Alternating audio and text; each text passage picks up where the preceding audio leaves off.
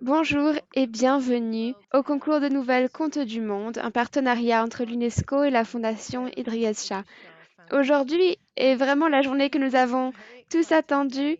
C'est la journée où nous allons découvrir qui sont les gagnants parmi les milliers de contributions exceptionnelles que nous avons reçues d'enfants tout autour du monde.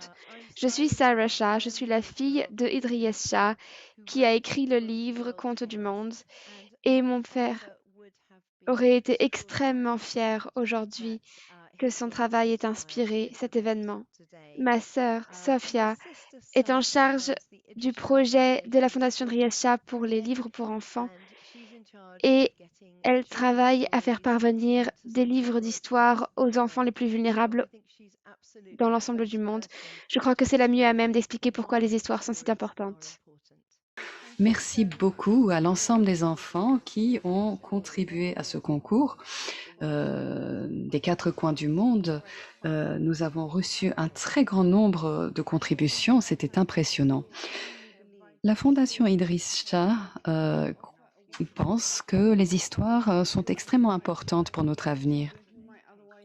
Cela permet aux enfants d'avoir accès à l'éducation, à ces enfants qui n'auraient pas pu y accéder à cause des conflits, la pauvreté, des différences entre les hommes et les femmes, entre autres. Mon frère, ma sœur et moi écoutions les histoires de notre père. Notre père a collecté des histoires à travers le monde et ces histoires nous ont permis d'observer les populations, de communiquer. Et nous avons également trouvé notre sens de l'humour à travers ces histoires. Mon frère jumeau, Tanyo, a beaucoup œuvré pour mettre en place ce concours grâce à notre partenariat avec l'UNESCO. Lui-même et Saïra, ma sœur, nous pensons que ces histoires permettent de façonner la pensée critique, de résoudre des problèmes, d'aller au-delà de l'intolérance, de comprendre autrui. Et pour résumer, nous pensons qu'en donnant aux enfants du monde la parole, nous créerons un monde plus équilibré, un monde où il y aura des individus qui arrivent à réfléchir de manière équilibrée et tolérante. Ces histoires nous permettront de nous exprimer, d'exprimer de nouvelles idées et de communiquer également d'anciennes idées. Et nous verrons également que ces histoires ne pourront que nous aider, nous et nos sociétés. Ils pourront nous réunir et créer des liens. Je vous remercie. J'ai l'immense plaisir aujourd'hui d'ouvrir cette cérémonie de remise des prix du concours des nouvelles Contes du monde que l'UNESCO a organisé avec la Fondation Idriss Salah. Tout d'abord, je voudrais adresser mes plus sincères félicitations aux lauréates et lauréats du concours pour leurs nouvelles d'une extrême qualité, ainsi qu'à toutes et à tous les participants qui, au cœur d'une pandémie mondiale, ont su trouver le courage de réfléchir à l'avenir et de poser sur le papier des merveilleuses histoires. Ma gratitude va tout d'abord à la Fondation Idriss Salah, sans laquelle ce concours n'existerait pas, et aussi honorables membres du jury qui ont eu la difficile tâche de noter les lauréats et ont accompli un travail remarquable. Merci. Ce projet est né au début de l'année 2020 avec une invitation aux jeunes du monde entier à partager leurs perspectives, espoirs et craintes quant aux défis auxquels notre monde fait face, tels que le changement climatique, le racisme et les discriminations. Le thème était « Il était une fois dans mon avenir ». Et nous souhaitions souligner l'importance et la nécessité de dialogue interculturel, de la compréhension mutuelle, de l'espoir et de la compassion pour construire une paix durable. Les résultats ont été stupéfiants. Nous avons reçu des milliers de participations de plus d'une centaine de pays de toutes les régions du monde. La diversité en termes d'âge, de genre, de localité, des sujets et des thématiques abordées était impressionnante. Je peux vous assurer qu'il n'a pas été facile de réduire le nombre de candidatures à 15 lauréats, 19 mentions honorables et une mention spéciale. Ce sont les participations exceptionnelles que nous célébrons aujourd'hui et leurs réflexions sur la manière de créer un monde inclusif, respectueux des droits humains et exempt de racisme et de discrimination. Aujourd'hui, nous allons avoir l'opportunité d'écouter les lauréats et lauréates, lire les nouvelles et partager avec vous quelques anecdotes sur leurs histoires. Chacune d'entre elles, à sa manière, nous offre un aperçu de ce que notre avenir pourrait être. Il s'agit là de précieuses leçons de sagesse et de messages de paix. Dans ces histoires figurent nos priorités pour l'avenir du monde. Et c'est à nous, le système des Nations Unies et l'ensemble de la communauté internationale, de continuer à plaider pour légiférer en faveur de l'égalité et de l'inclusion et pour un changement des mentalités. Ce mandat est au cœur de l'action de l'UNESCO. Ces histoires touchent à la question de l'égalité des genres, qui est une priorité mondiale de notre organisation depuis 2007. Elles parlent de racisme et de discrimination. Et l'UNESCO œuvre depuis sa création à éliminer toutes les formes de préjugés raciaux et discrimination. En mars dernier, nous avons même organisé le premier forum mondial contre le racisme et les discriminations. En réponse, notamment à la recrudescence des actes et discours de haine, de violence, de xénophobie au cours de la pandémie du COVID-19. Nous espérons qu'au-delà de cette cérémonie, tous les jeunes participants continueront à partager leurs histoires et nous a guidés vers un avenir de tolérance et de solidarité. À ce titre, j'ai le plaisir de vous annoncer que nous allons organiser le 10 septembre prochain une masterclass sur le thème du pouvoir des histoires avec la Fondation Idriss Salah. Il s'agit d'une collaboration de long terme que nous sommes très heureux de poursuivre avec la Fondation. Et c'est avec joie que je vous invite à nous rejoindre lors de cette formation, qui sera la première édition d'une série de plusieurs masterclasses sur le pouvoir des histoires. J'espère que nous vous retrouverons nombreux. Sans plus attendre, je rends la parole à notre maîtresse de cérémonie et j'espère que vous apprécierez les histoires tout autant que nous. Je vous souhaite une belle cérémonie. Merci beaucoup de votre attention. La Fondation Idriss Shah enverra à l'ensemble des lauréats un certain nombre de livres d'Idriss Shah et les plus âgés ont reçu une copie des Contes du Monde. Alors, les lauréats seront des auteurs publiés et il y aura un livre publié contenant les nouvelles des mentions honorables. Les mentions honorables recevront également des médailles avec leur nom engravé. Les médaillés de bronze vont recevoir des iPad mini. Les médaillés d'argent recevront des médailles en argent avec leur nom engravé dessus, ainsi que des iPads. Et des médaillés d'or vont recevoir des médailles d'or avec des iPad Pro. Comme nous l'avons dit, le niveau était extrêmement élevé, la barre était placée très haut. Et je vais donner la parole à un membre du jury pour qu'il puisse vous en parler. Bonjour, je suis Abby Elphinstone Et j'étais ravie d'être juge et tous les candidats étaient extraordinaires. Il y avait tellement de variété, tellement de profondeur d'émotion, tellement de compétences. Je suis sûre que vous allez tous être auteurs publiés. Vous avez tous été merveilleux. Continuez à lire, continuez à écrire parce que les livres vous rendent plus gentils, plus intelligents et beaucoup plus intéressants. J'ai ici Maria Kipruto qui était membre du jury. Maria, c'était peut-être très difficile pour vous de choisir, n'est-ce pas, les lauréats. Comment est-ce que vous avez choisi?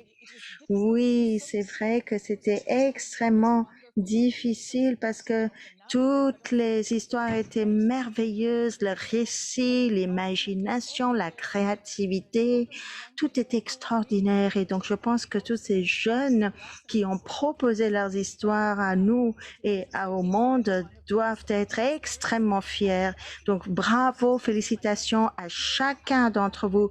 Mon choix s'est porté sur mes critères personnels et je dirais qu'il fallait que je choisisse avec mon cœur ce qui résonnait le plus avec moi, ce qui m'émeuvait beaucoup plus. Et j'ai bien aimé donc les liens entre le présent et l'avenir. Quel était le thème d'ailleurs, très rapidement? Alors, c'est vrai que c'était extrêmement pertinent. Il était une fois dans mon avenir. Donc, c'était ça le thème. Et au moment de la pandémie, donc à cette époque, même le futur proche devient beaucoup plus incertain qu'avant pour de nombreuses raisons. Et les jeunes ont cette capacité de se projeter, de rêver et d'aller au-delà des frontières érigées par la société et même développer un esprit critique, avoir un regard critique sur les sujets d'actualité. Et donc, ils imaginent un avenir soit radieux. Donc, comme vous avez entendu, le thème, c'était « Il était une fois dans mon avenir ». Et d'abord, nous allons écouter la catégorie des plus jeunes, des 12-13 ans. Et les trois lauréats sont Nina Kotze, Benjamin Say et Kitam Al-Hissi. Et nous allons savoir dans un instant qui a eu la médaille d'or, d'argent et de bronze. Mais nous allons écouter leur compte pour commencer.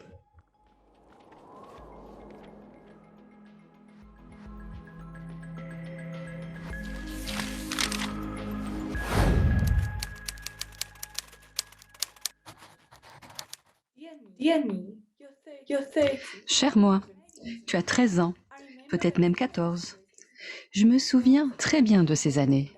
Tu es fatigué et brisé. Tu veux crier et pleurer. Mais dès que tu oses ouvrir la bouche, elle est instantanément refermée par encore plus de travail. Ça s'améliore, je te le promets. Je t'écris depuis le futur et je peux te dire qu'à ce point, il n'y a plus d'inégalité. Tu deviens une belle jeune femme dans un pays équitable. Un monde où tout le monde bénéficie des mêmes avantages. Il y a zéro violence et on peut se promener dans les rues en toute sécurité. Même le gouvernement est honnête. Pour faire encore mieux, il n'y a plus de haine entre les gens de ta communauté. Je sais que cela fait beaucoup à assimiler. Alors, revenons en arrière et procédons par petites étapes. Tu grandis quand tu arrives au lycée. Il y a encore plus de travail que l'année précédente et puis tu craques. Tu sensibilises enfin l'opinion publique et tu es entendu. Les gens commencent à t'écouter. C'est alors que les petits changements se produisent. La communauté t'a entendu crier, ils t'ont écouté. Laisse-moi te dire comment tout a changé. Tout d'abord, il y a l'amour absolu. Tout le monde s'aime. Il n'y a plus de haine, ni de conflit. Même les cris et les rires des enfants emplissent les rues alors qu'ils jouent sans l'ombre d'un souci. Les adultes ont enfin commencé à apprendre à leurs enfants à aimer. Puis vient le nettoyage. Tout le monde a commencé à s'aimer les uns les autres. Ils ont commencé à adorer leur beau pays et ont montré leur amour en ramassant tous les détritus et en nettoyant les alentours de leur maison. C'est redevenu une belle communauté. Tout ça grâce à toi, ma belle. Tu as enfin fait entendre ta voix. Quand les gens ont réalisé que tu agissais par amour, tous ces changements significatifs ont commencé à se produire. Ils se sont répandus et atteints le reste du pays. C'est fantastique de voir tous les changements qu'un acte d'amour peut apporter. Il y eut plus de chasse illégale et même le rugissement du lion pouvait être entendu plus clairement. Le ciel est devenu encore plus bleu parce que les gens ont commencé à moins polluer. Tu vois, il y a mieux. Tout ça parce que tu as élevé un pays d'amour. Tu as élevé un pays d'amour et d'égalité. Tiens bon, c'est difficile maintenant, mais tu as une raison d'être, comme tout le monde sur cette terre. Ma chérie, les gens sourient grâce à toi. Tu as apporté autant d'amour que tu en as donné. L'avenir est un endroit merveilleux, plein d'aventures, d'opportunités d'amour et d'égalité. Tu fais bouger les choses pour ce pays, plus que tu ne peux l'imaginer. Alors n'abandonne jamais. Je t'écris l'histoire de ton avenir proche, édifiante et pleine d'espoir, pour que tu puisses commencer à voir le monde avec un regard juste et que tu puisses changer les choses dès maintenant. L'avenir est un endroit magnifique. Quand tu commences à réaliser que tu pourrais ne pas te réveiller demain, tout, y compris le monde et ses habitants, devient soudain aussi beau que le futur que tu construis. Avec tout mon amour, le toit du futur. Voici mon histoire. Heat. Il faisait une température fraîche de 50 degrés, le jour où j'ai rencontré mon frère jumeau pour la première fois. Ce matin-là, j'avais regardé la seule preuve que j'avais de son existence. La photo a glissé dans ma main, alors que je transpirais contre sa surface brillante. Sur l'image, 2 bébés étaient couchés, côte à côte, et témoignaient d'un choix impossible. Pour enrayer la hausse des températures, les parents ne peuvent avoir qu'un seul enfant, comme l'ordonne la loi sur la restriction de la population de 1114. Alors que je m'élevais tout seul dans les rues, je revenais à la photo de cet autre moi qui avait été retrouvé avec mon corps abandonné. Ce jour-là, la chaleur irradiait contre ma peau sensible, alors que je me tenais à l'extérieur d'Oasismart, regardant les clients affluer dans le hall frais. Les clients qui étaient dehors s'abritaient sous des omnibrelles, de grandes structures arachnéennes en acier rouge et noir, qui bloquaient la chaleur torride et les pluies acides occasionnelles. Les omnis symbolisaient la citoyenneté. Les détenir permettait d'accéder au monde du cool. Avec le soleil, les sols en béton grésillaient comme s'ils se lamentaient. La sueur perlait dans les touffes de cheveux qui me collaient à la tête. Une mère m'a regardée avec suspicion, tout en tirant son enfant sous son omnibrelle, qui ventilait leur visage avec de l'air frais et des jets d'eau brumeuses. En tant que famille partageant une omnibrelle, ils avaient un statut relativement bas, mais étaient d'autant plus dédaigneux envers les misérables non couverts comme moi. Remarquant ces regards, l'un des gardes de sécurité se dirigea vers moi, prêt à fouetter un non couvert pour vagabondage. Je me suis précipitée dans une allée derrière le centre commercial. Ici, l'humidité de l'air captait la puanteur des restes de nourriture jetés au hasard dans 3 bennes à ordures rouillées. Alors que je mettais la main dans l'une des poubelles pour attraper un morceau de pain rassis sous un écran d'ordinateur cassé, j'ai vu mon reflet qui semblait se scinder en 2. Je me suis retournée pour voir une silhouette avec les mêmes yeux azur et les mêmes pommettes hautes. Il s'est avancé vers moi sous la couverture de son omnibrelle, jusqu'à ce que nous soyons à 1 mètre l'un de l'autre. J'ai pensé au temps que j'ai passé à attendre pour l'entendre enfin parler. Quand mes parents m'ont parlé de toi, a-t-il expliqué, à bout de souffle, je n'aurais jamais pensé trouver une autre version de moi-même s'enfuyant de l'entrée d'Oasis Mall. Une larme unique a formé un ruisseau sur sa joue. Je ne savais pas si on lui aurait parlé de moi. Il a fermé l'omnibrelle et l'a placée près de sa taille. Alors qu'on s'apprêtait à s'embrasser, mes doigts se sont refermés sur la poignée métallique froide. D'un geste fluide, je l'ai sorti de son étui et j'ai frappé la tête de mon jumeau disparu. En courant vers le coin de la rue, je me suis retournée par-dessus mon épaule pour regarder une dernière fois son visage. Une expression de choc momentanée s'est transformée en une expression de haine alors qu'il sentait la chaleur sur sa peau pour la première fois.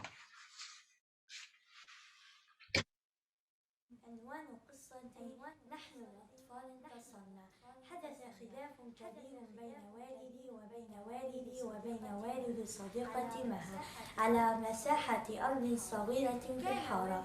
كان والدي يقول: هذه المساحة لنا ولا بد أن نضمها لبيتنا. وكان والد صديقتي مها يقول أيضا: Nous les enfants avons gagné. Cette histoire a commencé dans notre quartier avec un grand désaccord entre mon père et le père de mon ami Mara. Mon père disait: ce terrain est à nous et nous devons l'annexer à notre maison, et le père de mon ami disait: ce terrain est à nous et nous ne laisserons personne d'autre l'avoir. Chaque fois que nous avions un événement heureux à fêter, nos voisins étaient les premiers à se joindre à nous, et lors des occasions tristes, ils partageaient notre chagrin comme si c'était le leur. Mon ami Mara et moi, on se rendait visite jusqu'à la tombée de la nuit. On parlait beaucoup, et si elle était absente un jour, je lui demandais de ses nouvelles. Le désaccord entre nos deux familles s'est accentué avec le temps. Ma et moi avions l'impression d'être trop petites pour faire quoi que ce soit face à ce gros problème. Alors nous nous sommes tus. Il y a eu très peu de visites et ma mère a rendu tous les ustensiles et autres objets qu'elle avait empruntés. Bien que la zone ne soit qu'un petit terrain dans le quartier, elle est devenue un énorme problème entre les deux familles. J'ai rencontré mon amie Mara au magasin du coin. Sur le moment, c'était comme si elle ne voulait pas me saluer. Mais je me suis approchée d'elle et je lui ai dit: tu me manques beaucoup. Elle n'a pas parlé, mais elle m'a enlacée et pleuré. Je lui ai dit: le problème s'aggrave entre mon père et le tien. Quelle est la solution pour que nous puissions redevenir comme avant? Mon amie a eu une idée et elle a dit: pourquoi cet espace ne serait-il pas à nous? Nous allons apporter tous les jouets de nos deux maisons et les mettre dans l'espace de séparation. L'idée m'a plu. J'ai couru à la maison et j'ai récupéré tous mes jouets, mes poupées et la balançoire en plastique. Mara a aussi sorti tous ses jouets, ses photos et ses poupées, et même les jouets de ses frères et ses sœurs. Mon père et le père de Mara ont vu cela et ont souri. Ils ont dit: cet espace restera tel quel. Il n'appartient à personne, sauf à nos enfants. C'est à eux, pire, pour qu'ils puissent y jouer. حتى ألعاب أخوتها. شاهد والدي ووالد مها المنظر فابتسما وقالا: هذه الأرض ستبقى كما هي، لا يملكها أحد إلا أولادنا لله. Les résultats dans la catégorie 12 à 13 ans. Le médaillé de bronze est Kitam Al-Hissi, médaillé d'argent, Benjamin C. et médaille d'or, Nina Kotze. Once Upon a Time, My Future. Merci Safia. Vous allez tous avoir vos prix. C'était des histoires absolument formidables. Nous passons à notre deuxième groupe d'âge, la catégorie 14-15 ans. Et les lauréats sont Adona Waldis, Tanista Nandi, Lara Colville, Martha Davy, Amalia Elisa et Gabriela Flores Guzman.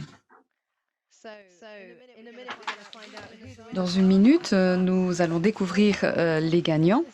Tout d'abord, nous allons écouter leurs histoires.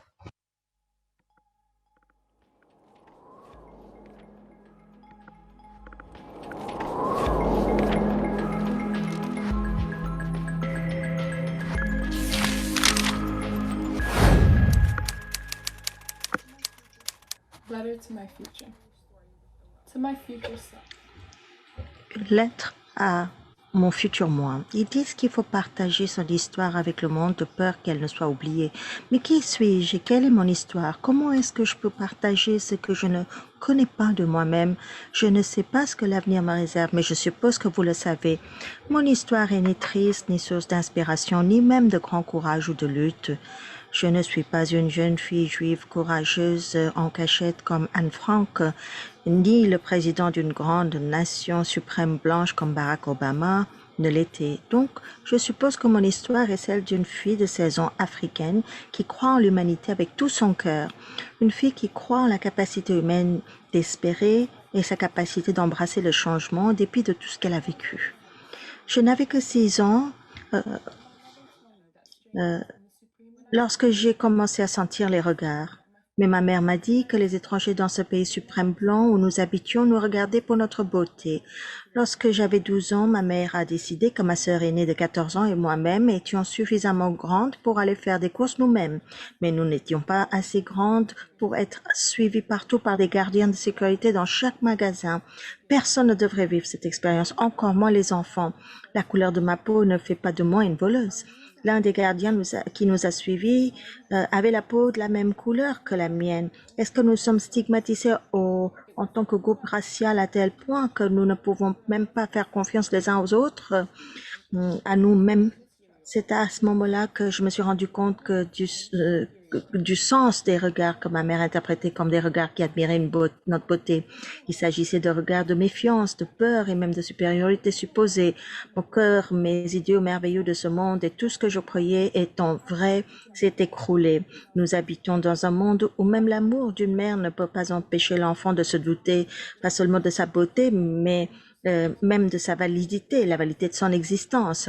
Comment puis-je être jugé par des gens qui ne me connaissent même pas, jugé par des gens qui me jugent par rapport à mes cheveux frisés et mon manque de propreté, qu'ils assimilent les deux? Pourquoi la couleur de ma peau est-elle synonyme de statut social, d'intelligence et même la pertinence en tant qu'être humain dans les esprits de ceux qui me jugent? Dites-moi que ce n'est plus le cas à l'avenir. Ce n'est pas un appel, mais c'est quelque chose qui est une croyance ferme. Au fur et à mesure que nous développons mondialement, nous devons nous appartenir au monde. Je rêve d'un avenir où la couleur de ma peau n'est pas seulement acceptée, mais appréciée.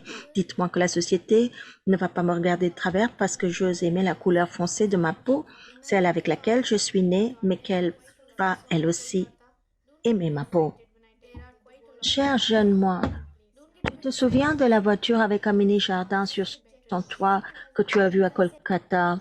Eh bien, il y en a beaucoup maintenant. Ne t'emballe pas trop quand je te dis que le monde va beaucoup mieux maintenant, car j'ai dit mieux. Et l'adjectif comparatif a encore un peu de progrès à faire. Notre planète guérit lentement, progressivement, mais sûrement. Elle est verte, elle n'est plus grise. Le trou de la couche d'ozone se reconstitue tout comme les icebergs et les glaciers. L'air est aussi pur que le cœur d'un nouveau-né, car presque tout le monde a adopté des carburants plus propres et des méthodes durables d'élimination des déchets. Mais surtout, vous verrez un changement chez les gens. Ces gens, ils ont survécu à des pandémies, à des outrages massifs, à la violence. Et vous pouvez le voir sur leur visage. Ils guérissent aussi, et surtout, ils guérissent ensemble. Ils ont enfin réalisé qu'ils sont dans le même bateau. Ils ont pris conscience de l'importance de l'amour et du fait que chacun est unique en son genre. Ils ont compris que l'amour, c'est l'amour, et que la couleur de votre peau a autant d'importance que la couleur des pâtes de fruits. Après tout, ils sont aussi humains que vous à l'intérieur. Et devinez quoi? L'énergie renouvelable est utilisée pour l'électricité dans chaque foyer. Et de nos jours, tout le monde a une maison où vivre. Je sais que tu aimes rester enfermé dans ta maison, mais ici, tu ne peux pas t'empêcher de sortir dans les parcs. Tout le monde est si gentil. La gentillesse et la compassion sont en fait une matière enseignée dans les écoles maintenant. Vous seriez surpris d'apprendre que les élèves d'aujourd'hui ne détestent plus l'école. En fait, ils l'adorent. Chaque enfant est évalué différemment en fonction de ses capacités individuelles, de ce qu'il aime, de ce qu'il n'aime pas, et il n'est pas forcé d'exercer une profession qu'il ne souhaite pas. Après tout, chaque enfant est différent et il devrait être libre de l'être. Vous vous demandez peut-être pourquoi je vous écris cette lettre à une heure aussi impie. Eh bien, je voulais simplement vous rappeler de ne jamais perdre espoir dans le monde et ses habitants. Il peut arriver que vous le trouviez trop cruel, que vous le détestiez de tout votre cœur, mais rappelez-vous ceci, il aura des revers, il apprendra et surtout, il s'améliorera. L'amour, bien à vous, votre futur moi.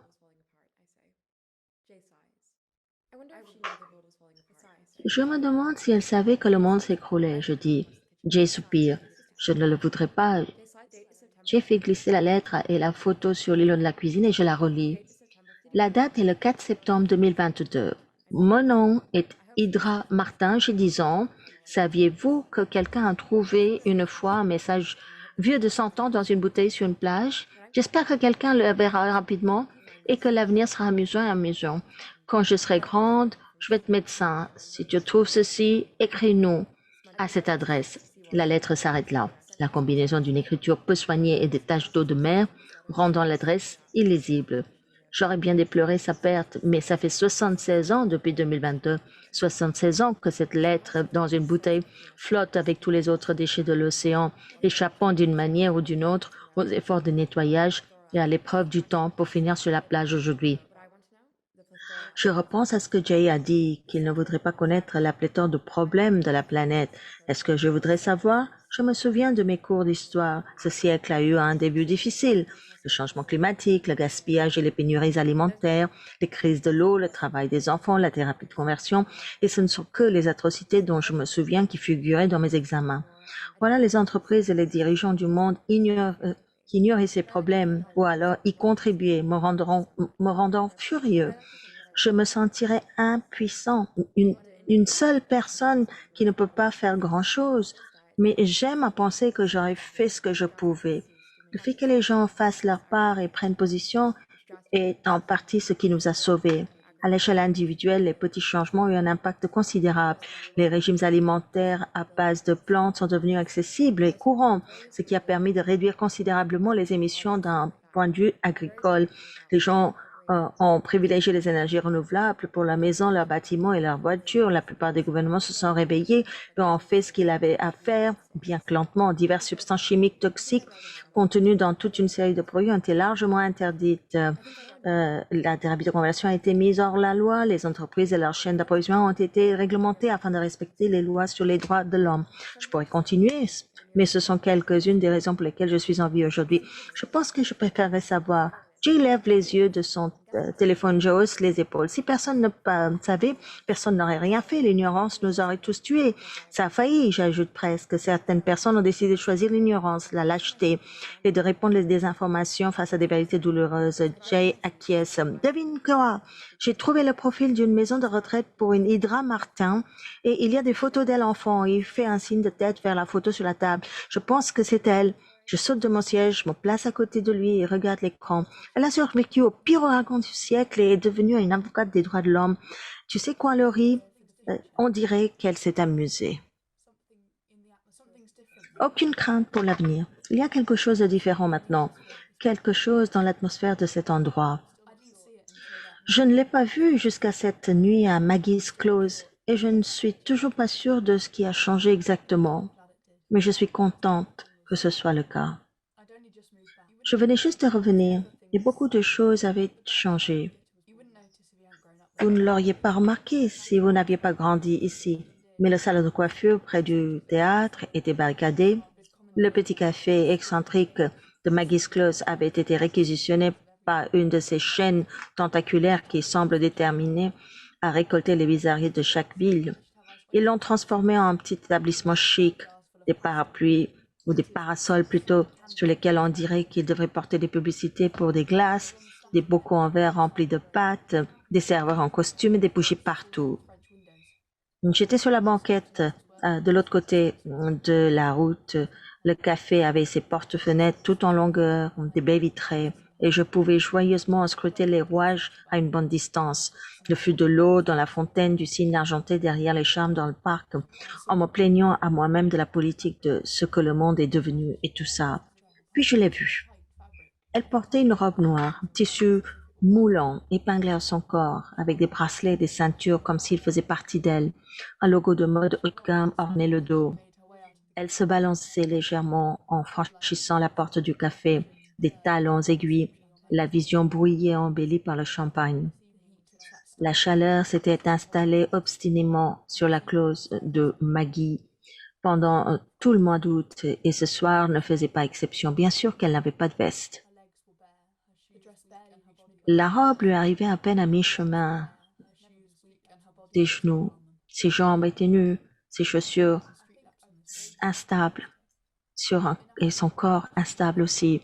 Il n'y avait jamais eu de réverbère sur cette route, jamais de lampadaire non plus. Je pense que j'ai vaguement reconnu assez pour savoir où elle vivait de toute façon. Un peu plus loin sur la route près de l'église, Ça lui prendrait peut-être une demi-heure à pied. Elle a pris le raccourci. On nous mettait toujours en garde contre cette ruelle quand j'étais à l'école, des histoires effrayantes, des noms secrets, des discours sur le fait de ne jamais s'y promener seule. Elle ne le savait pas. Je l'ai suivie. Un groupe de garçons a tourné le coin devant elle et je me suis enfuie derrière le mur du théâtre. Ils étaient trop nombreux pour l'aider, mais je pouvais filmer, photographier, appeler la police. Je n'ai rencontré que le silence, aucun bruit d'échauffourée, aucun cri. Mon regard s'est reporté sur les gens dans la rue. Les hommes sont passés devant elle, partageant tous une blague sur la nourriture du café. Aucun commentaire sur sa robe, aucun geste pour la toucher, aucun sifflement ou raillerie.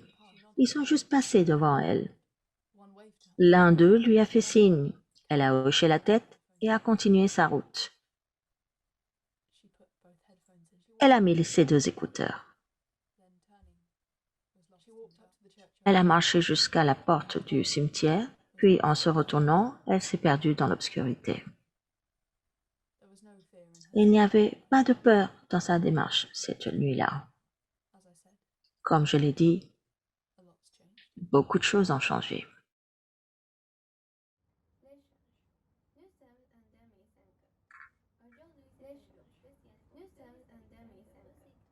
Aujourd'hui, c'est un jour spécial pour tous les habitants de Rusick et Brenna.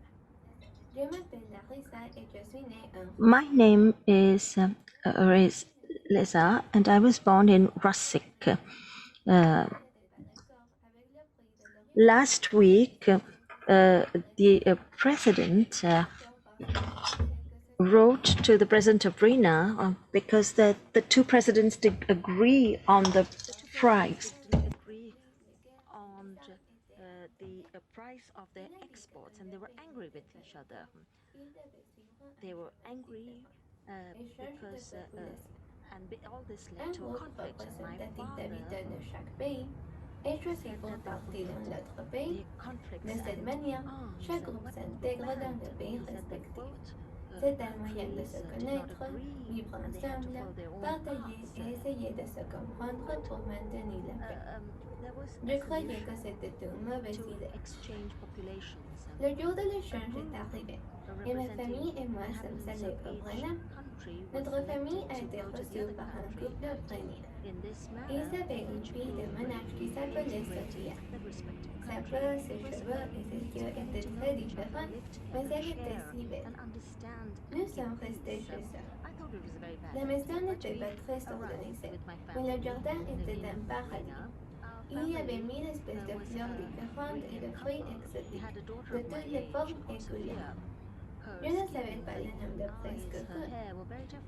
Pendant notre séjour, j'ai vu que tous les membres de la famille étaient toujours gentils et affectueux entre eux. Sophia aidait sa mère en tout. Elle faisait la cuisine, la vaisselle et elle rangeait les chambres. Je me suis sentie un peu coupable de ne pas aider mes parents. Sophia était bonne avec moi et nous sommes devenus amis. Quand nos parents eux aussi échangeaient leurs expériences, heureusement nous partagions plusieurs leurs. J'ai appris Sophia à faire le tresse dans ses cheveux noirs. Elle m'a appris à faire des bracelets avec des petites fleurs du jardin. J'ai pensé, comment notre pays peut avoir une dispute avec Brenna, qui a des habitants si doux et aimables? C'est remarquable comment Sophia et moi sommes devenus comme des sœurs, 2 filles de pays différents, d'autres continents. J'espérais de tout mon corps que Brenna et Rusick trouvent une solution pour rester en bonne terre. Chez moi, de nouveau, j'ai appris que la petite dispute entre les pays était résolue. Pendant les 3 semaines au Brenna, j'ai compris qu'un pays peut toujours apprendre le nôtre. Qu'aucun pays n'est parfait, mais que tous les pays ont des valeurs. Que c'est possible de résoudre une dispute si tu peux comprendre et valoriser une personne. Les guerres n'existent plus. Il faut respecter les différences pour vivre. Aujourd'hui, c'est un moment très spécial. Aussi, Ukraine est des pays frères, comme les nations de tout le monde.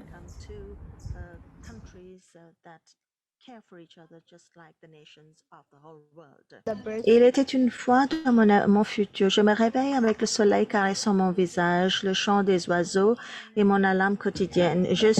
Mon réveil quotidien. Je suis entourée de murs en bois. Un air pur et décontaminé arrive à mon nez. Je vois par la fenêtre comment la nature danse avec la brise d'un beau matin, mais le beau paysage ne peut pas aider la tristesse en moi. Quand je me rappelle le passé, il existait un vaccin contre la maladie qui rôdait dans l'air, mais il n'a fait que générer des conflits entre les grandes puissances mondiales.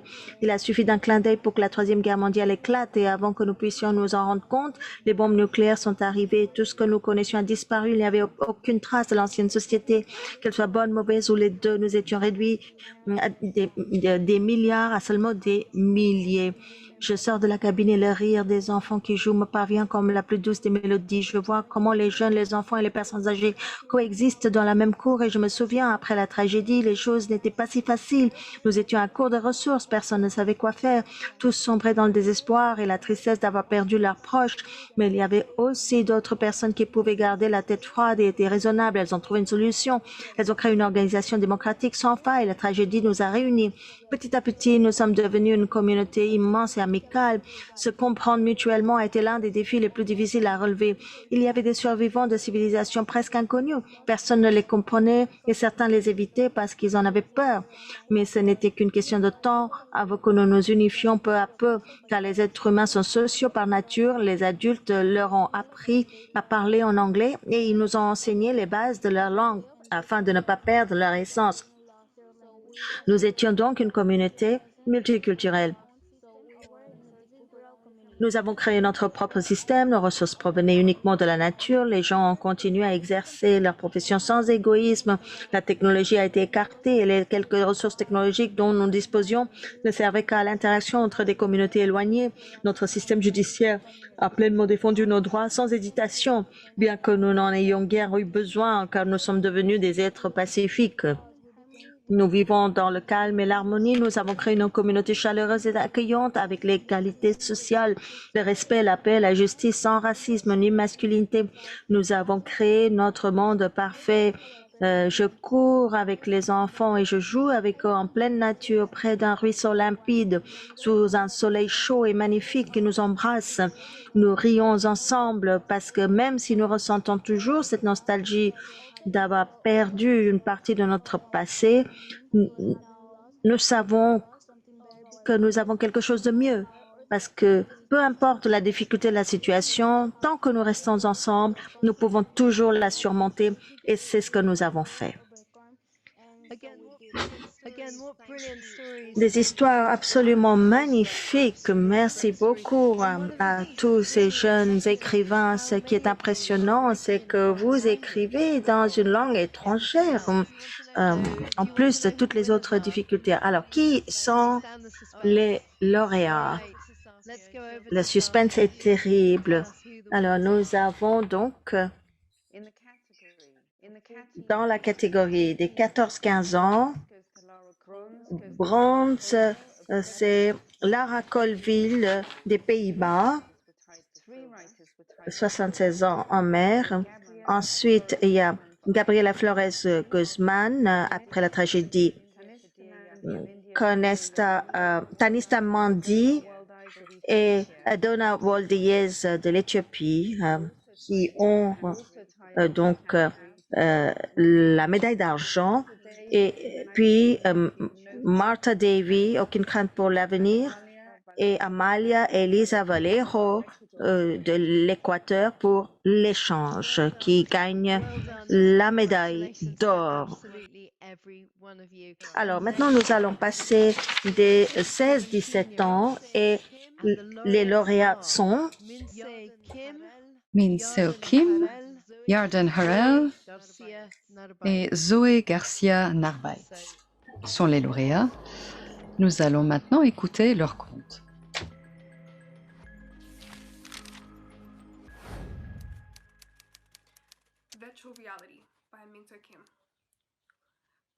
Réalité virtuelle de Min Seo Kim. Quand je dis à ma mère que parfois j'oublie que les contrôleurs sont là, elle a du mal à me croire. Qu'est-ce que tu veux dire? Son ton est cinglant. Je sens le plastique lisse entre mes doigts, si fluide et en phase avec mes mouvements, mais je ne dis rien. Plus nous gravissons les marches herbeuses, plus je trébuche lorsqu'elles se fondent dans une pente escarpée. Je me retourne, la poitrine gonflée, pour voir que le visage de son avatar est illuminé par cet effort. Son design est distinctement le sien, fidèle à chaque ride et à chaque strie de gris. De temps à autre, le visage se déforme, m'indiquant qu'elle a retiré ses lunettes VR. Mes yeux ne peuvent pas respirer, me dit ma mère, ces mots étant obscurcis par une respiration sifflante. Je grogne sans prendre la peine de faire une pause dans mon ascension. Elle aurait pu choisir le paquet du bord de la mer ou celui de la forêt, mais elle voulait la montagne. Quand elle avait 12 ans, sa mère a été enterrée dans un vrai cimetière, un vrai. Pour ma mère, cimetière est un mot lourd. Il suscite des flashs de gris, de pierres froides et d'arbres taillés à l'os. Mais cet endroit est plus vert que gris. S'il n'y avait pas de pierre tombale qui le borde en rangée, jusqu'à la crête de la montagne, on pourrait le prendre pour une aire de pique-nique. Un papillon de nuit se pose sur mon bras en haute définition. L'envergure de ses ailes est aussi large qu'une de mes paumes. De quoi se plaindre? Fabriqué, j'entends ma mère se plaindre. Comme un enfant irascible. La frustration me pique la poitrine.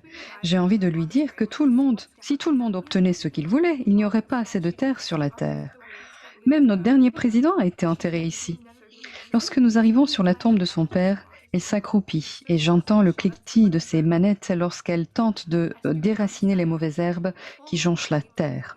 Mais elle n'a jamais su s'en servir et chaque fois qu'elle parvient à s'en saisir une, elle est tellement choquée qu'elle lâche le bouton. Je me baisse à côté d'elle. Avant longtemps, les mauvaises herbes ont formé un tas mou à la limite du territoire de mon grand-père.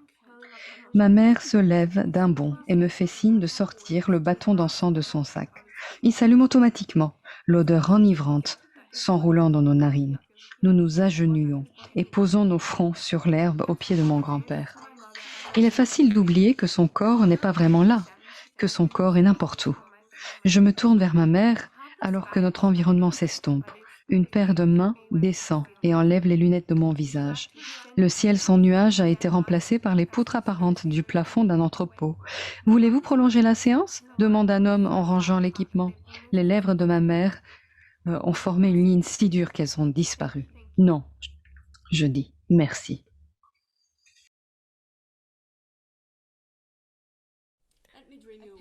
Dream me a world, laisse-moi te faire rêver d'un monde. Je peins un cadre de pierres anciennes, d'un blanc lugubre, usé par le temps, baigné de sang et touché par les flammes, balayé par le vent et brûlé par le soleil. Mes ancêtres en ont fait une tour pour garder un vignoble. Les ancêtres de mon voisin ont défriché les vignes et ont semé des oliviers à leur place. Elles se dressent toujours devant la fenêtre, belles et vieillies, grand-père de cette terre. Encadrés par la fenêtre, j'esquisse des terrasses en pente, brun doré et vert rouille, leur terre sèche et tombante, tapissée de feuilles et d'olives sombres. Le soleil se couche, m'encourageant à ajouter une couche de couleur flamboyante au ciel bleu clair. Ce n'est pas le paysage qui est remarquable dans les collines que mon voisin et moi revendiquons comme nôtres. C'est un spectacle courant. Ce qui est étonnant dans le monde dont je rêve, c'est que tous deux, mon voisin et moi, peignons le même tableau, côte à côte. Ensemble, nous effleurons l'air crépusculaire avec le moindre soupçon de fumée de bois de chauffage. Une bouilloire de bronze partagée émet une légère vapeur parmi les pierres parfumées d'un riche café moulu à la main. Épaule par épaule, nous gravons les feuilles des arbres, nous occupons des gardiens de la terre qui hochent la tête de leurs vieux auvents d'un air approbateur. Ils ont attendu des générations pour que nous apprenions à peindre ensemble. Je trace l'eau bleue qui coule entre les rochers pour caresser les feuilles vertes que mon voisin fait pousser sur les nouveaux arbres le long de la montagne. Ensemble, nous peignons des grenades et des raisins, des figues et des dattes. Une vision d'un havre, d'un paradis, notre maison commune. Alors que mon voisin destine une lune brillante, je fais scintiller la nuit avec des étoiles scintillantes. Mon voisin rêve d'un autre monde, mais nous rêvons séparément. Laisse-moi te faire rêver un monde. Si l'espoir avait un parfum, il sentirait sûrement le café, la peinture fraîche et les olives.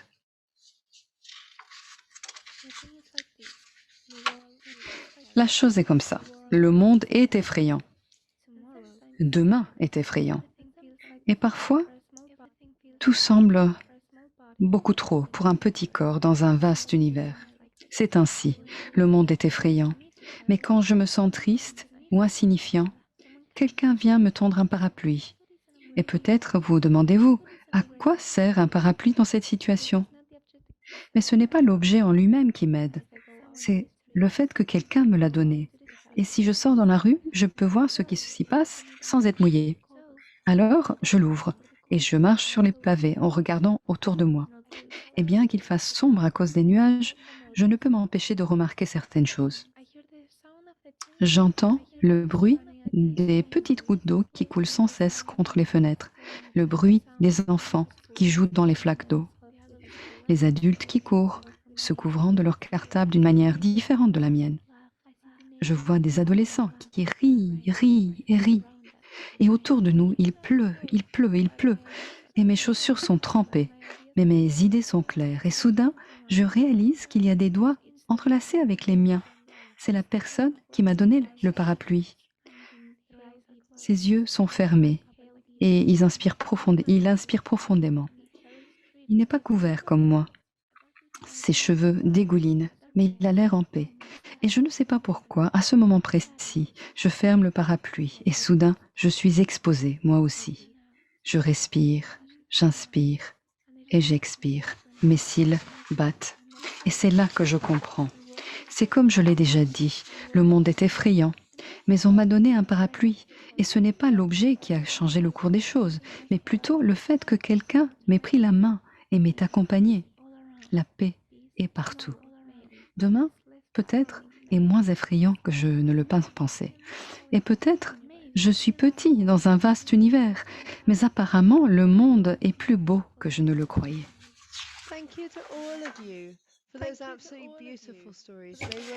Merci à vous tous. Ce fut de très belles histoires que nous avons entendues. Alors, vous voulez savoir qui a gagné? Alors, je vois que vous souriez. On va donner la parole à Safia pour annoncer les gagnants. Dans la catégorie 16-17 ans, médaillée de bronze, Zoé Garcia Narbets de l'Argentine. Pour Le monde est effrayant. Médaillée d'argent, réalité virtuelle de Minso Kim et médaille d'or, Dream Me a World de Yarden Harel d'Israël. C'est formidable. Bravo à vous tous. J'espère qu'à la fin de ce programme, je pourrai quand même vous poser quelques questions. Maintenant, nous allons passer à la catégorie des lauréats âgés de 18 ans. Zaria Osman, Alexander Chou et Paola Mendes Sordia. Et écoutons maintenant leurs histoires.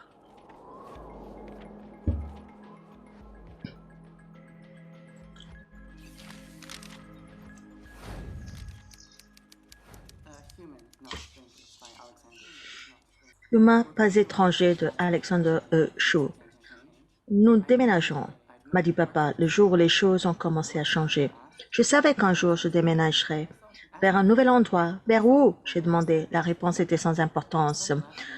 Pendant que nous volions, j'ai vu des gens autour de moi dans l'avion. Certains sont partis quand nous avons atterri en Arabie et les autres sont restés avec nous. Certains m'ont demandé d'où je venais. Nous avons parlé, un dialogue touchant entre étrangers. Certains des passagers étaient comme moi.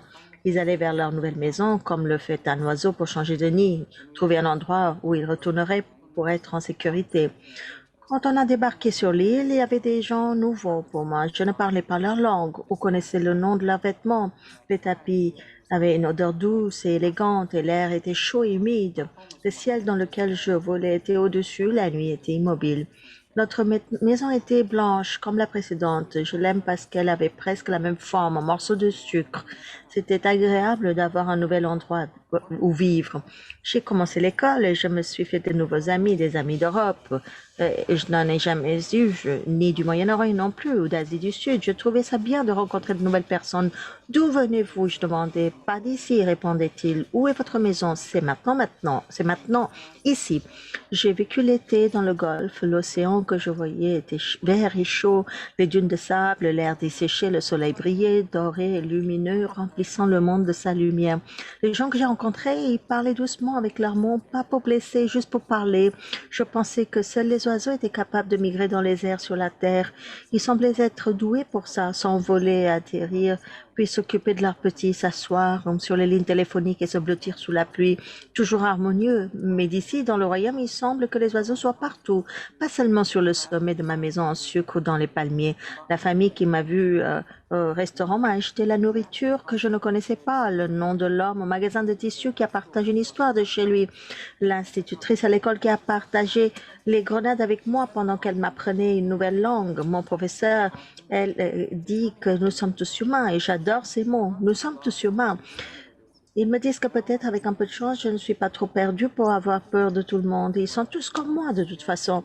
Donc à l'avenir, dans le monde, je n'aurai pas peur de rencontrer des gens. Je ne connaîtrai pas leur nom, je ne connaîtrai pas leurs coutumes, qu'ils ont aimé ou qu'ils ont perdu, ce qu'ils ont laissé derrière eux. Mais je saurai qu'ils sont humains et je garderai l'espoir qu'ils me verront aussi comme un être humain, un espoir donné par des étrangers.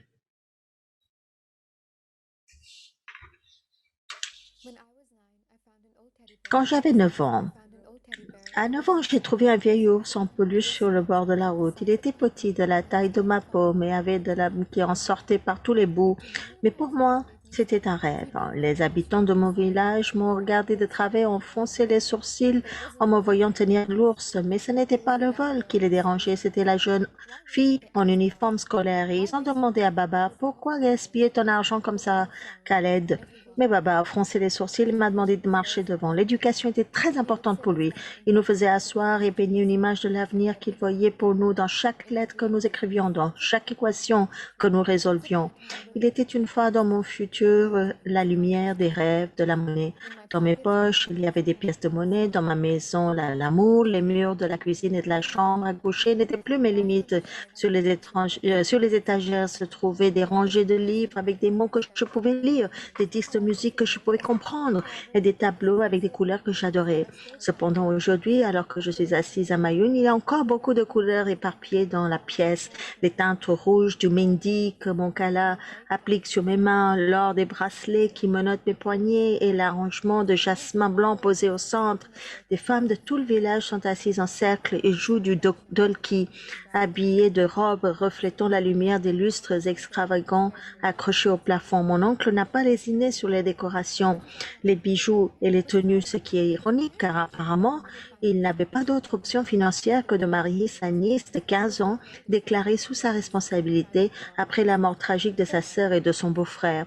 Mais c'était une question d'Izzat, a-t-il dit. Nous ne voulions pas que quelqu'un dise qu'il était avare. Izzat, quel drôle de mot.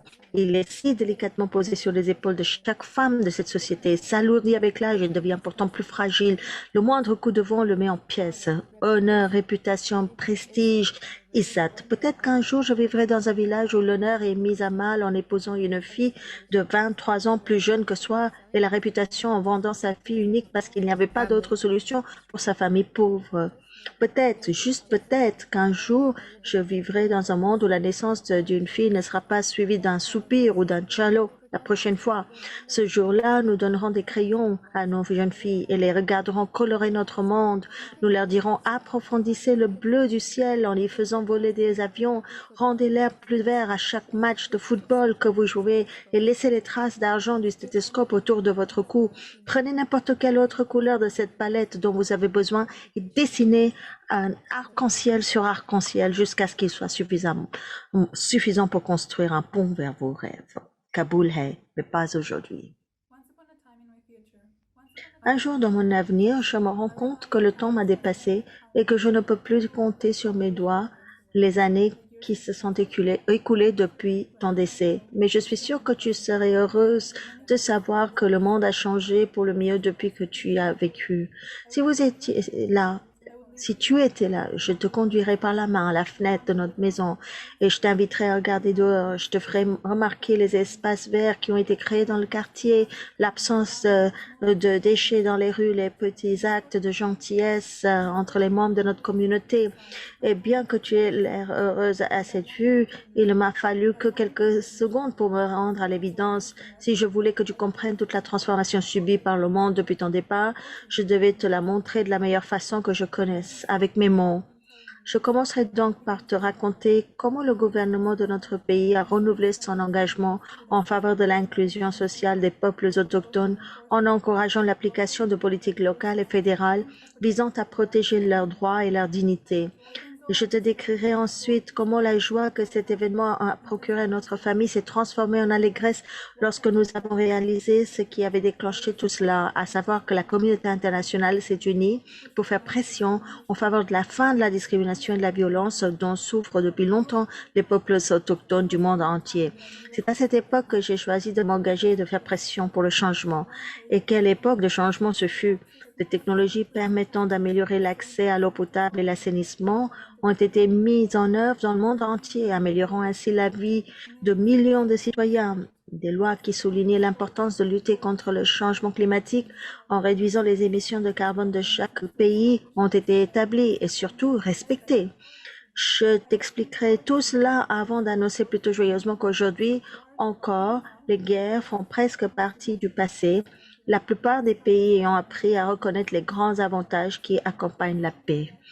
J'imagine que tu réagirais avec une grande surprise et un grand plaisir à la nouvelle, mais qu'un soupçon de déception subsisterait dans les plis de tes yeux. Et soudain, ça me frapperait. Je prendrai à nouveau ta main et ensemble nous monterions les escaliers étape par étape jusqu'à ce que nous arrivions devant la porte de mon ancienne chambre. À l'intérieur, nous trouverions la seule chose que tu as toujours voulu voir. À l'intérieur, nous trouverions la petite fille que tu n'as jamais eu la chance de rencontrer. C'est une véritable citoyenne du monde, beaucoup moins préoccupée par les frontières nationales que par l'humanité dans son ensemble. Elle est un aperçu du bel avenir de notre civilisation. Et maman, elle te ressemble.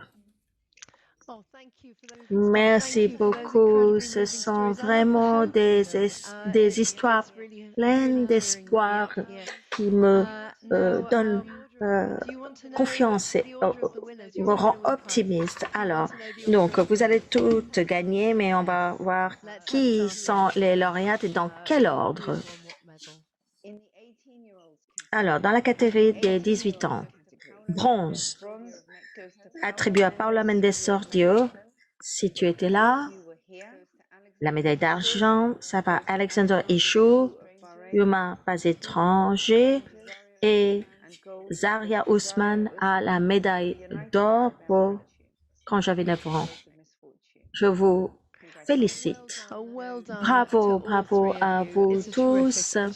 Je sais que c'est vraiment une réalisation extraordinaire pour chacun d'entre vous. Et nous avons encore quelque chose sous le coude parce qu'il y avait un participant qui n'a pas présenté une nouvelle. Alison Honey nous a envoyé un poème et le jury l'a tellement aimé qu'elle a eu une mention spéciale. Bravo Alice. Nous allons entendre ce poème maintenant. Les femmes d'Irlande. La nuit dernière, j'ai rêvé des femmes d'Irlande. J'ai rêvé de jours lointains, de soldats, celles en vert, qui ont laissé leurs bijoux à la banque et acheté des revolvers. Celles qui sont si souvent oubliées. Celles qui se sont battues, débattues, ont donné des coups de pied, ont juré. Celles qui portaient des pantalons, allaient à des réunions, étaient arrêtées. Celles qu'ils aiment prétendent n'ont jamais existé, qui ont saigné, pleuré pour des enfants qu'elles n'ont pas demandé, expié quelque chose qui n'était pas mal. Qui ont nettoyé le linge sale de quelqu'un car elle ne serait jamais propre de leurs péchés. Qui ont navigué seules sur les bateaux vers l'Angleterre et qui en sont revenus. Celles dont les enfants sont enterrés dans les tombes non marquées. Elles apparaissent par flash et aussi longtemps que je vivrai, je ne les oublierai pas. Nous sommes entrelacés. Je n'existe pas sans elles, ni elles sans moi et celles qui racontent leurs histoires. La douleur de ces femmes est ancrée dans l'histoire de l'endroit que j'appelle chez moi. Et dans mes rêves, je les vois toutes. Je vois Nîmes sur le dos du cheval blanc, Grandemont sur son bateau, la reine Maib et le taureau, Constance avec son revolver et une cigarette, Kathleen, la médecin officier politicienne, et je vois Lillian sur le Mayfly, Marie dans les Haras, Cathy dans l'arène. J'entends la musique de Denise, et je vois Cher généreuse sur le grand écran. Nous sommes trop grandes, trop colorées, trop belles pour le monde dans lequel nous sommes nés. Nous avons peur, nous sommes repoussés et ignorés, mais nous ne pouvons pas abandonner, parce que nous ne nous battons pas seulement pour nous. Nous nous battons pour celles qui ne sont pas encore entrées dans ce monde effrayant. Ils ont peur du pouvoir que les femmes et les filles possèdent ensemble. Alors ils nous montent les unes contre les autres. J'ai rêvé de celles qui doivent encore venir, de celles qui n'auront peut-être pas à connaître la douleur, qui continueront à transmettre les histoires, les gardiennes de notre passé, de notre présent et de notre avenir. Les femmes et les filles qui ont des rêves aussi grands que la vie et à qui on ne dit pas qu'elles ne peuvent pas le faire à cause de ce qu'elles sont. J'ai rêvé de moi, de mes sœurs, des femmes de ce pays, de toutes les couleurs, de toutes les confessions, de toutes les sexualités, de toutes les formes, de tous les milieux, se tenant les unes les autres, se tenant par la main, défiant notre passé, célébrant nos futurs et marchant vers le futur, ensemble. J'ai cette vision, ce rêve qui me tient dans mon sommeil, juste à la limite de mon esprit toujours. Des artistes, des poètes, des soldats, des mères, des filles, des sœurs, des amis, des révolutionnaires, des athlètes, des scientifiques, des pionnières. De ce qui s'est passé et de ce qui viendra. La nuit dernière, j'ai rêvé des femmes d'Irlande et c'était magnifique. So Alice, I don't know if you can hear me. Can you hear me there? Can you hear me? Hello, Yes, I can. Alice. That's an absolutely terrific poem. Now I hope that C'est we are un trying poème to get absolument all the magnifique. kids, hopefully who are willing Alors to nous speak allons or maybe réunir want to l'ensemble des But when jeunes I qui ask souhaitent you prendre la quickly, parole, what mais je vais vous poser la question très rapidement, just very briefly, what très inspired you to brièvement. write Qu'est-ce qui this vous a poem? inspiré à I écrire ce don't know. poème? I think I was Je ne sais thinking pas. about what it's Je like pense que je as a woman in réfléchissais Ireland à to ce que move signifie être une originally in femme en Ireland. Like, Irlande. I'm very proud to be where I'm Et je where I'm from. suis très fière de venir de là où je viens, I can't ignore the mais je things ne that peux happen pas where I'm from. ignorer tout ce qui s'est passé So là, it's kind of dans le like pays bittersweet. d'où je viens. Donc il vaut mieux en parler, Because I love it, parce que but j'aime ce also pays, it could be mais so cela much pourrait être better. tellement mieux. And you obviously Je vois feel que very personally vous about it. I avez can see you in your des brief when I sentiments spoke très to forts get et into a room. cela vous rend émotif également. Oui, oui, absolument. En fait, je vis dans une ville. I live in a town where Il y there was avait a Manitoulin Laundry un down the hôpital street from where I went to primary psychiatrique school. et je pense I beaucoup grew up à like ce qui right s'est next to a passé mental hospital. et cela me touche It's not in beaucoup. use anymore. Like it's something that does like I do think about a lot and it affects me a lot. C'est Well, that's wonderful. formidable It's lovely to hear from you. And I d'entendre see some faces here who I toutes hope ces belles histoires et de we voir can tous ces speak jeunes to as visages. well. Je ne I sais don't know pas if we're si getting all the il y a des participants up or participants qui only the souhaitent ones la willing to parole. speak. Martha, je sais que But Martha, I know that you vous êtes bravely portée volunteered volontaire earlier. So tout à can I l'heure ask you, avec beaucoup de just courage. generally, S'agissant de the ces contes, stories, why à are votre stories avis, quelle est important, do you think? l'importance de ces contes? Et moi, j'adore écrire des histoires et les concours qui viennent des quatre coins du monde me plaisent beaucoup. Les histoires nous permettent de témoigner de notre situation actuelle et de réfléchir à l'avenir que nous pouvons créer lorsqu'on aborde la question de l'injustice, des inégalités. Et je pense que ces histoires permettent de faire changer d'avis à ceux qui ne pensent pas comme nous. Et le monde peut changer. Après avoir entendu une histoire qui présente un point de vue différent, on peut changer d'avis. On ne peut peut-être pas changer la politique gouvernementale, mais les histoires permettent de changer les esprits. I absolutely agree. And who else Alors, here j'ai would quelques like noms de like to personnes have a quick qui word? I have some names souhaitent of prendre la people parole. Est-ce que who are brave Nina est enough to là? speak. Nina Is n'est pas Nina là. there? Peut-être Paola. Paola, vous êtes là? Nina's Ah, not Nina, there, vous êtes là. Très or bien. Paula. Is that Voilà, je vous vois. Nina? Hello, Très Nina. bien, Oh, now I Nina. can Je see dois her. voir Hi, les noms Nina. That's sous wonderful. les I used to see visages. names Alors, underneath it all. qu'en Tell pensez-vous? me, Pourquoi tell me les your histoires sont views. What do importantes? you think Pourquoi about écrivez-vous why des are histoires? stories important? Why do you write stories? J'écris des histoires pour inspirer les autres. Je pense que l'écriture, comme la lecture de ces histoires, nous inspire. Cela nous permet de nous échapper à notre réalité et nous pouvons nous imaginer dans un monde différent. Lorsqu'on lit les histoires du passé, on voit à quel point le monde a changé et on constate les changements qui sont intervenus depuis l'écriture de ces histoires. I get it. Alors, je comprends.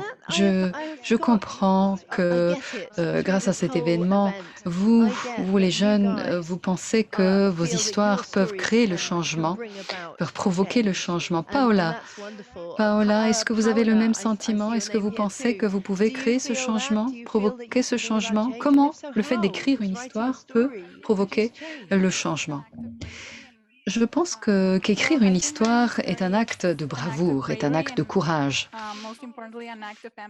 Et la décision de se mettre à la place de quelqu'un d'autre et d'explorer l'univers de l'émotion humaine, même si les situations que vous décrivez sont plutôt spécifiques à votre cadre de vie, je pense qu'il y a là un pouvoir considérable, un pouvoir de lier tous ces éléments. Et nous sommes tous liés, tous ces éléments nous lient dans notre humanité. Il y a la compassion, cette compassion qui nous unit, et c'est formidable. Oui, je constate cet optimisme et l'idéalisme que je lis dans ces histoires, et cela nous donne beaucoup d'espoir, en effet. Zaria, est-ce que Zaria est ici? Je ne sais pas si vous êtes là, mais je suis en train de lire les noms des... Ah voilà, Zaria, elle est là. Bonjour Zaria, est-ce que vous voulez ajouter un commentaire? Pourquoi aimez-vous les histoires? J'ai toujours aimé créer des personnages et des histoires et j'ai trouvé ma voie grâce à cette écriture. Et en grandissant, je me suis demandé ce que je pouvais faire pour changer la société. Je pense que écrire une histoire a un but qui nous dépasse. On peut aborder des sujets très réels et de sensibiliser les autres grâce à ces histoires. En fait, ces histoires créent des conversations sur des sujets très difficiles et les histoires nous unissent, nous réunissent et c'est le meilleur moyen de créer le changement. Absolument. Unir l'humanité, c'est un thème assez prépondérant. Donna, je vous vois. Nous avons été impressionnés, moi-même, les juges. Nous avons été bluffés par la réaction des enfants à travers le monde, des jeunes. Les thèmes communs abordés. Et effectivement, il y a de l'idéalisme et il y a cette envie d'améliorer la situation à l'avenir. Est-ce que c'est quelque chose qui vous interpelle également? Oui, absolument. Je sens que mon histoire se ressent sur un besoin d'expression et d'aller au-delà des divisions de la société. Il est important de parler des difficultés, des défis à relever afin de sensibiliser les populations et pour aller vers un avenir qui nous unit. Et les histoires, eh bien, il s'agit d'un mode d'expression qui peut nous unir à travers le monde en partageant nos expériences. C'est absolument formidable. Je suis navrée, je suis obligée de conclure. Je vous remercie tous. Vous êtes absolument formidables. Des avenirs brillants vous attendent. Je tiens à vous remercier tous et à remercier tous les participants, chaque enfant qui a envoyé envoyé un conte. Et ce que je retiens des histoires que nous avons entendues aujourd'hui, c'est que le monde doit changer. Les enfants sont prêts à créer ce changement. Et nous entendons ce message. Les contes, les histoires montrent la solution, ou en tout cas y contribuent. Bonne chance, les enfants, c'est à vous d'essayer de sortir, d'essayer de changer le monde. Bon courage à vous tous. Merci.